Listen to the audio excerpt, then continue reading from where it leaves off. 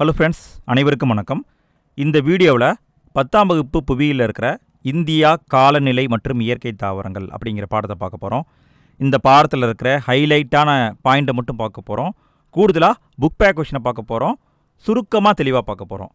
அதுக்கு முன்னால் இந்த பாடத்தை பற்றி ஒரே வரியில் சொல்லணும் அப்படின்னா, இந்த பாடத்தில் டேட்டா கம்மியாக தான் இருக்குங்க. அதாவது நம்ம அடிக்கடி ரிவிஷன் பார்க்க வேண்டிய டேட்டா கம்மியாக இருக்குது. பட் நீங்கள் புரிஞ்சிக்க வேண்டிய விஷயம் நிறைய இருக்குது. ஏன் நடக்குது, எதனால் நடக்குது, எப்படி நடக்குது அப்படின்னு நீங்கள் புரிஞ்சிக்க வேண்டியது நிறைய இருக்குது. அதனால் என்னுடைய சஜஷன் என்ன அப்படின்னா, இந்த பாடத்தை ஒரு 3-4 முறை படிச்சிருங்க. படித்து அண்டர்ஸ்டாண்ட் பண்ணிவிட்டு நம்ம வீடியோவை ரிவிஷனுக்கு நீங்கள் பயன்படுத்திக்கோங்க. ரிவிஷனுக்கு இந்த வீடியோ 100% ஒர்த்தாக இருக்கும். ஏன்னா நம்ம பார்க்குறது எல்லாமே டேட்டா தான். பட் நீங்கள் இந்த பாடத்தை நீங்கள் அண்டர்ஸ்டாண்ட் பண்ணிவிட்டு இதை பார்த்தா இன்னும் சிறப்பாக இருக்கும். இல்லை பார்த்துட்டு நீங்கள் போய் அண்டர்ஸ்டாண்ட் பண்ணாலும் ஓகே தான். இப்போதைக்கு பாடத்துக்குள்ளே போவோம். முதல்ல என்ன கொடுத்துருக்காங்கன்னா, சமச்சீர் காலநிலை அப்படிங்கிறத கொடுத்துருக்காங்க. சமச்சீர் காலநிலை அப்படின்னா அதிகமான வெப்பமோ அதிகமான குளிரோ இல்லாமல் ஒரே மாதிரி டெம்பரேச்சர் அந்த பகுதியில் இருந்தால் அதை தான் சமச்சீர் காலநிலைன்னு சொல்லுவாங்க. சமச்சீர் காலநிலையை பிரிட்டிஷ் காலநிலை அப்படின்னு சொல்லுவாங்க. சமச்சீர் காலநிலையை பிரிட்டிஷ் காலநிலை அப்படின்னு சொல்லுவாங்க. சரி, முதல்ல வானிலைன்னா என்ன, காலநிலைன்னா என்ன அதை பார்ப்போம். வானிலை அப்படின்னா ஒரு இடத்துல 24 மணி நேரம் வளிமண்டலம் எப்படி இருக்குது, மேகமூட்டமாக இருக்கா, வெயிலாக இருக்கா, குளிராக இருக்கா, அதுதான் வானிலை. வானிலைனா 24 ஹவர்ஸில் அந்த பகுதியில் எப்படி இருக்குது அப்படிங்கிறது தான் வானிலை. காலநிலை அப்படின்னா 30 to 35 ஆண்டுகள் இந்த வானிலை எப்படி இருக்குது அப்படிங்கிற சராசரி தான் காலநிலை. காலநிலைனா 30 to 35 ஆண்டுகளுடைய சராசரி வானிலை தான் காலநிலை. அடுத்தது வெப்ப குறைவு விகிதம் அப்படிங்கிறத கொடுத்துருக்காங்க. வெப்ப குறைவு விகிதம்னா என்னென்னா, புவியின் பரப்பிலிருந்து, அதாவது புவியுடைய மேற்பரப்பிலிருந்து நம்ம மேலே போக போக, அதாவது உயரமாக போக போக வளிமண்டலத்தில் ஒவ்வொரு 1000 மீட்டர் நம்ம போக போக என்ன ஆகும்னா டெம்பரேச்சர் 6.5 டிகிரி செல்சியஸ் அப்படிங்கிற அளவுக்கு குறைஞ்சிக்கிட்டே வரும். அதாவது மேலே போக போக 1000 மீட்டர் போயிட்டால் 6.5 டிகிரி செல்சியஸ் வெப்பநிலை கம்மியாயிட்டே போகும் தொடர்ந்து. இதுதான் வெப்ப குறைவு விகிதம் அப்படின்னு சொல்கிறாங்க. அடுத்தது இந்தியாவில் குறைவான மழை பெறும் பகுதி, அதிகமான மழை பெறும் பகுதியை கொடுத்துருக்காங்க. இந்தியாவில் மிக குறைவான மழை பெறும் பகுதி எங்கே இருக்குதுன்னு பார்த்தா ராஜஸ்தானில் உள்ள பிகானீர் பகுதி. குறிப்பாக ஜெய்சால்மர்னு சொல்லுவாங்க. அதுவும் ஓகே தான், பிகானீரும் ஓகே தான். எவ்வளோ மழை பெறுதுன்னா 24 சென்டிமீட்டர் தான் மழையே பெறுது. அதுவே அதிகமான மழை பெறும் பகுதி எதுன்னு பார்த்தா மேகாலயாவில் இருக்கிற மவுண்ட் சின்ட்ரம். மவுண்ட் சின்ட்ரம் எவ்வளோ மழையை பெறுதுன்னா 1141 சென்டிமீட்டர் மழையை பெறுது. அடுத்தது பருவக்காற்றுக்கு போகிறோம். பருவக்காற்றை மான்சூன் அப்படின்னு சொல்லுவாங்க. இந்த மான்சூன் அப்படிங்கிறது மௌசிம் அப்படிங்கிற அரபு வார்த்தையிலேருந்து வந்திருக்கு. மான்சூன் அப்படிங்கிறது மௌசிம் என்ற அரபு வார்த்தையில் வந்திருக்கு. இதன் பொருள் பருவகாலங்கள். குறிப்பாக பருவகாலம்னா என்ன, முதல்ல என்ன அப்படின்னு பார்ப்போம். அதாவது பருவகாலம்னா அந்த குறிப்பிட்ட பருவத்துக்கு ஏற்ப தன்னுடைய திசையை மாற்றி கொண்டு வீசும் கோல் காற்றுக்கு தான் பருவ காற்றுன்னு பேர். அதாவதுங்க, குறிப்பிட்ட காலத்தில் குறிப்பிட்ட திசையிலேருந்து வீசும். ஒரே டைரெக்ஷனில் ஆண்டு முழுவதும் வீசாது. குறிப்பிட்ட சீசனுக்கு தகுந்த மாதிரி திசையை மாற்றிக்கும். அதை தான் பருவ காற்றுன்னு சொல்கிறாங்க. இந்தியாவில் 4 பருவ காலங்கள் இருக்குங்க. இதுதான் கொடுத்துருக்காங்க. குளிர்காலம். குளிர்காலம் எப்போன்னு பார்த்தா ஜனவரி டு பிப்ரவரி, இந்த 2 மாதமும் குளிர்காலம். அதுவே அடுத்தது கோடைகாலம். கோடைகாலம்னா மார்ச் முதல் மே மாதம் வரைக்கும் கோடைகாலம். அடுத்து தென்மேற்கு பருவக்காற்று காலம், ஜூன் முதல் செப்டம்பர் வரைக்கும். இதை மழைக்காலம் அப்படின்னு சொல்லுவாங்க. அடுத்தது வடகிழக்கு பருவக்காற்று காலம். இது எப்போன்னு பார்த்தா அக்டோபர் டு டிசம்பர். இது தாங்க 4 பருவ காலங்கள். இந்த 4 பருவ காலத்தையும் நம்ம கொஞ்சம் டீட்டெயிலாக பார்க்க போகிறோம். முதல்ல குளிர்காலத்தை பார்க்க போகிறோம். குளிர்காலம் எதுலேருந்து எது வரைக்கும் இப்போ தானே பார்த்தோம். ஜனவரி மாதத்துலேருந்து பிப்ரவரி மாதம் வரைக்கும் இந்த 2 மாதம் குளிர்காலமாக இருக்கும். என்ன காரணம் அப்படின்னு பார்த்தா சூரியன் மகர ரேகையை நோக்கி போயிடுவார். மகர ரேகை எங்கே இருக்குது, கடக ரேகை எங்கே இருக்குது, நிலநடுக்கோடு எங்கே இருக்குங்கிறத மேப்பை வச்சு ஃபஸ்ட்டு அண்டர்ஸ்டாண்ட் பண்ணிக்கோங்க. அப்போ சூரியன் மகர ரேகை மீது செங்குத்தாக அங்கே போனதுனால தான் குளிர்காலம் ஏற்படுது. குளிர்காலத்தில் தான் குறிப்பாக ஜெட் காற்றோட்டம் அப்படிங்கிறது உருவாகுது. எந்த காலம்னு பார்த்துக்கோங்க, குளிர்காலத்தில் தான் ஜெட் காற்றோட்டம் உருவாகுது. ஜெட் காற்றோட்டம்னா முதல்ல என்ன அதை நம்ம பார்ப்போம். அதாவது வளிமண்டலத்துடைய உயர் அடுக்கு, அதாவது மேலே இருக்கிற உயரமான அடுக்கில் குறுகிய பகுதியில் வேகமாக நகர்ற காற்றை தான் ஜெட் காற்று அப்படின்னு சொல்லுவாங்க. இந்த ஜெட் காற்றை இந்தியாவில் மேற்கத்திய இடையூறு காற்று அப்படின்னு அழைப்பாங்க. நல்லா கவனிங்க, ஜெட் காற்றோட்டத்துக்கு மேற்கத்திய இடையூறு காற்று அப்படின்னு பேரும் இருக்குது. இது எப்போ உருவாகுதுன்னா குளிர்காலத்தில் உருவாகுது. குளிர்காலத்தில் இது உருவாகி எந்த பகுதியில் வீசுது அப்படின்னு பார்த்தா இமாச்சல பிரதேசம், ஜம்மு காஷ்மீர் இந்த பகுதியில் தான் மழையை கொடுக்குது. குறிப்பாக இமாச்சல பிரதேசத்துக்கு மழை பொழிவை தருது, ஜம்மு காஷ்மீருக்கு பனிப்பொழிவை தருது. அதுக்கு காரணம் இந்த ஜெட் காற்றோட்டம். இதனால் என்ன ஆகுது, அந்த பகுதிகளில் அதாவது இமாச்சல பிரதேசம், ஜம்மு காஷ்மீர் போன்ற பகுதிகளில் விளைவிக்கப்படும் குளிர்கால கோதுமை அதுக்கு ரொம்ப யூஸ்ஃபுல்லாக இருக்குது. அது விளையிறதுக்கு ரொம்ப யூஸ்ஃபுல்லாக இருக்கிறது ஜெட் காற்றோட்டம். இந்த பாயிண்ட்டை மட்டும் நல்லா பார்த்துக்கோங்க. அடுத்தது கோடை காலம். கோடை காலம்னா மார்ச் மாதம் முதல் மே மாதம் வரைக்கும் இருக்கிறது கோடை காலம். கோடை காலத்தில் என்ன உருவாகுது அப்படின்னு பார்த்தா மாஞ்சாரல் அப்படிங்கிற ஒரு மலை உருவாகுதுங்க. மாஞ்சாரல் மலை எப்போ உருவாகுதுன்னா மே மாதத்தில் உருவாகும். குறிப்பாக மேற்கு கடற்கரை பகுதி, நம்ம கேரளா, கர்நாடகா அந்த பகுதியில் வந்து இந்த கோடைகால மாஞ்சாரல் மலையானது அடிக்கும். குறிப்பாக இதை வந்து முன்பருவகால மலை அப்படின்னு சொல்லுவாங்க. அதாவது மாஞ்சாரல் மலையை முன்பருவகால மலை அப்படின்னு சொல்லுவாங்க. இது எதுக்கு யூஸ் ஆகுது அப்படின்னா கேரளா, கர்நாடகா இந்த கடற்கரை பகுதிகளில் விளையும் மாங்காய்கள் சீக்கிரமாக முத்துவதற்கு ரொம்ப யூஸ்ஃபுல்லாக இருக்குது. அதனால் இதை வந்து மாஞ்சாரல் மலை அப்படின்னு சொல்கிறாங்க. அடுத்தது குறிப்பாக இதே காலத்தில், அதாவது கோடை காலத்தில் நம்ம தென்னிந்தியா பகுதியில் வந்து மாஞ்சாரல் வீசுது. அதுவே பார்த்தா ஏப்ரல் மே மாதங்களில் இந்தியாவுடைய வடமேற்கு திசையில் வீசும் தலக்காற்றுக்கு நார்வெஸ்டர் அப்படின்னு பேர். நார்வெஸ்டர்னு சொல்லுவாங்க, கால் பைசாகின்னு சொல்லுவாங்க. இது எப்போ வீசுது, கோடை காலத்தில் வீசுது. எங்கே வீசுது, இந்தியாவுடைய வடமேற்கு திசையில் வீசுது. அடுத்தது தென்மேற்கு பருவக்காற்றை பார்ப்போம். தென்மேற்கு பருவக்காற்று காலம் அப்படின்னு பார்த்தா ஜூன் மாதத்துலேருந்து செப்டம்பர் மாதம் வரைக்கும் வீசும். குறிப்பாக தென்மேற்கு பருவக்காற்று தொடங்குவதற்கு முன்னாடி என்ன நடக்குதுன்னு பார்த்தா வட இந்தியாவின் வெப்பநிலை 46 டிகிரி செல்சியஸ் அப்படிங்கிற அளவுக்கு டெம்பரேச்சர் ரைஸ் ஆகுது. இந்த அளவுக்கு வெப்பநிலை உயர்றது தான் மழைக்கு காரணமாக இருக்குது. எவ்வளோ டிகிரி செல்சியஸ்ன்னு பார்த்துக்கோங்க, 46 டிகிரி செல்சியஸ் வெப்பநிலை உயருது. குறிப்பாக இந்த தென்மேற்கு பருவக்காற்று இந்தியாவுடைய எல்லா இடத்துலையும் ஒரே நேரத்தில் ஆரம்பிக்குமான்னு கேட்டால் கிடையாது. குறிப்பாக தென்னிந்தியாவுடைய பகுதியில் வந்து ஜூன் மாதத்தில் முதல் வாரத்தில் ஆரம்பிக்கும். தென்னிந்தியாவுடைய பகுதியை பார்த்தோம்னா ஜூன் முதல் வாரம். அதுவே இந்தியாவுடைய அனைத்து பகுதிக்கும் எப்போ பரவுதுன்னா அடுத்த மாதம், அதாவது ஜூலை மாதம் 5ஆம் தேதி அந்த லெவலில் தான் இந்தியாவுடைய எல்லா பகுதிக்குமே மழையை கொடுக்குது. குறிப்பாக இது ஃபஸ்ட்டு எங்கே ஸ்டார்ட் ஆகுதுன்னா தென்னிந்தியாவில் ஸ்டார்ட் ஆகுது. குறிப்பாக என்ன பண்ணுது, இடி மற்றும் மின்னலோடு ஆரம்பிக்குது. இதை தான் வந்து பருவமழை வெடிப்பு அப்படின்னு சொல்கிறாங்க. நல்லா பாருங்கள், பருவமழை வெடிப்புங்கிறது ஜூன் மாதம் ஸ்டார்டிங்கில் ஆரம்பிக்கிறது தான். அடுத்து இந்த மேப்பை பாருங்கள். இந்த மேப்பு தான் தென்மேற்கு பருவக்காற்று மேப்பு. இந்த தென்மேற்கு பருவக்காற்று 2 கிளையாக பிரிஞ்சு வீசுதுங்க. ஒன்று அரபிக்கடல் கிளை, இன்னொன்று வங்காள விரிகுடா கிளை. அரபிக்கடல்னால் இந்த பகுதியில் வீசும் காற்றுங்க. இந்த பகுதியில் வீசுனா அது அரபிக்கடல் கிளை. இந்த பகுதியில் இப்படி வீசுனா வங்காள விரிகுடா கிளை. இந்த ரெண்டுமே என்ன பண்ணுதுன்னா வட இந்தியா நோக்கி தான் வீசுது.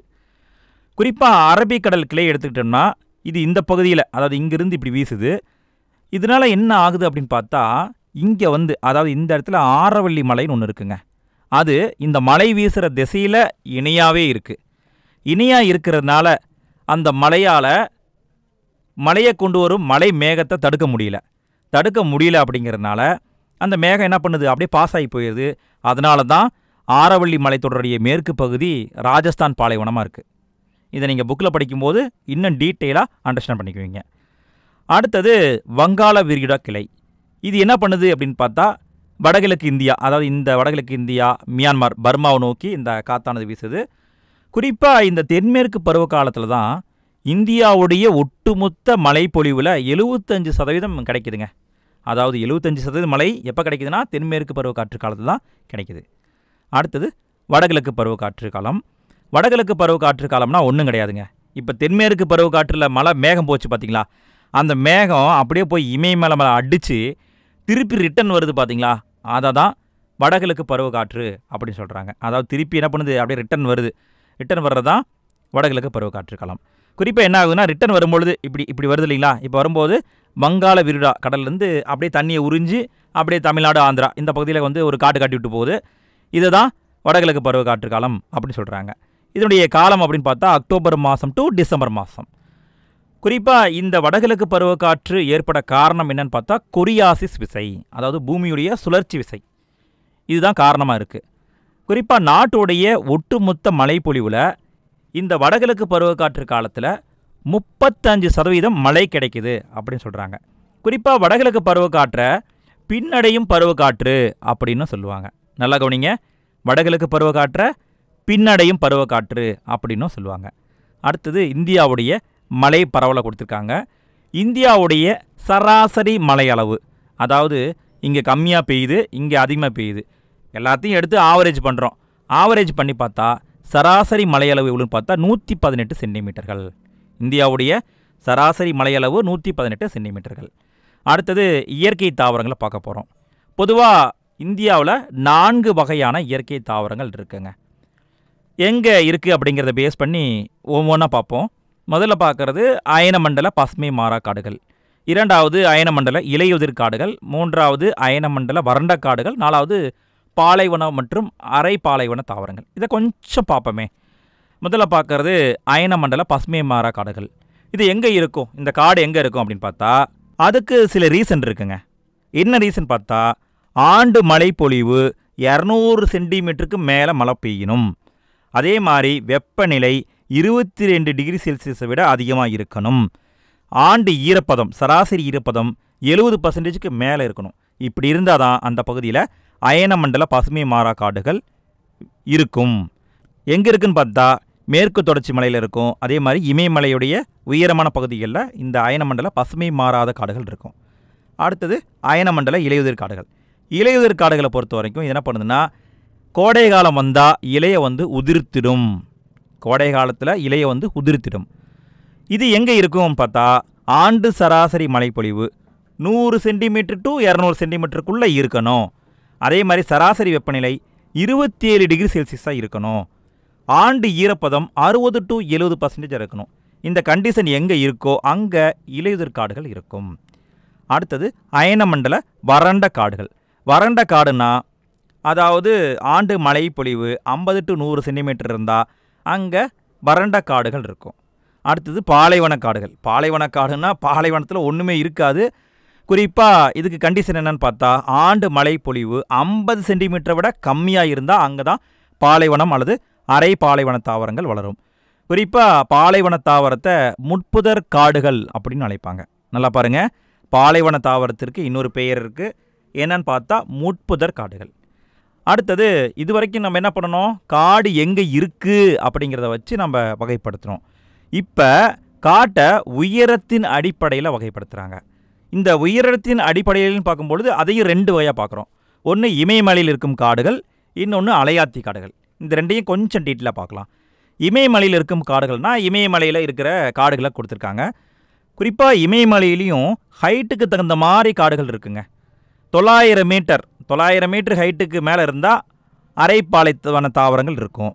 அதுவே 900 டு 1800 மீட்டர் ஹைட்டில் சிறுபைன் தாவரங்கள் இருக்கும்.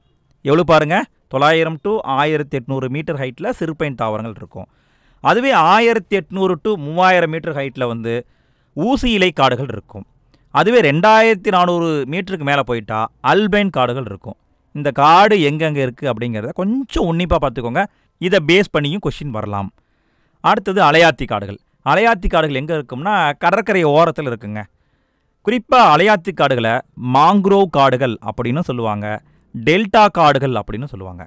இதுக்கு 2 பேர் இருக்குங்க, பேரை மட்டும் உன்னிப்பாக கவனிச்சுக்கோங்க.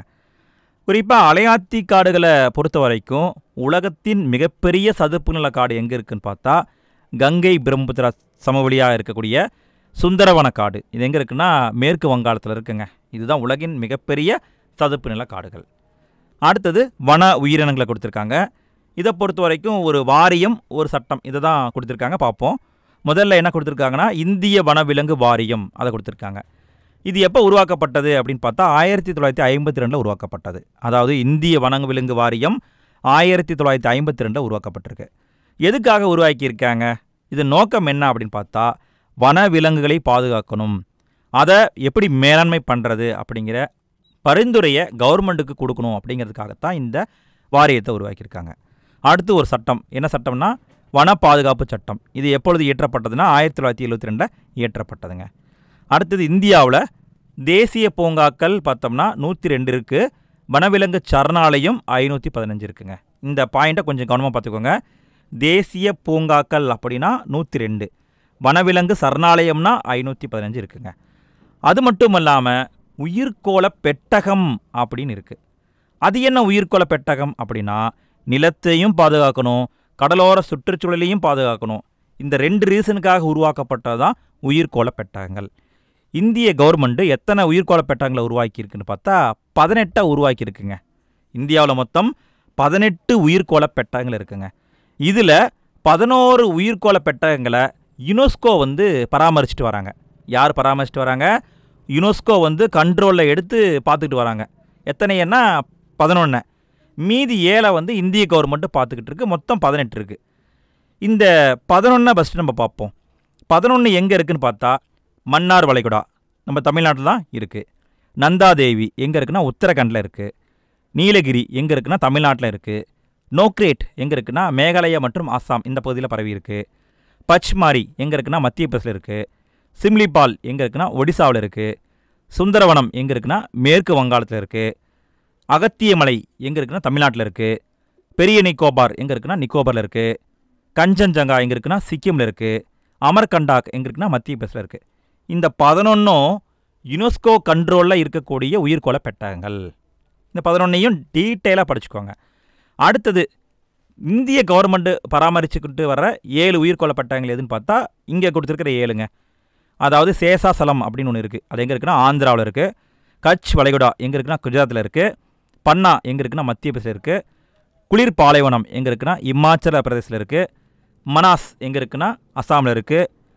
திகண்ட் திபங்க் எங்கே இருக்குன்னா அருணாச்சல பிரதேசில் இருக்குது. திப்ரு சைக்கோவா எங்கே இருக்குன்னா அஸ்ஸாமில் இருக்குது. இதையெல்லாம் நான் எங்கே எடுத்திருக்கேன் அப்படின்னா இது எல்லாத்தையும் மேப்பில் பார்த்து தாங்க நான் நோட் பண்ணியிருக்கேன். நான் விக்கிபீடியோ அல்லது கூகுளில் பண்ணி பார்க்கல. இந்த மேப்பில் எங்கே போட்டிருக்காங்க அப்படிங்கிறத பார்த்து தான் இந்த டேட்டாவை எடுத்து வச்சுருக்கேன். இந்த 18ஐயும் நல்லா படித்து வச்சுக்கோங்க. பொருந்தாதது எது அப்படின்னு கேட்கலாம்.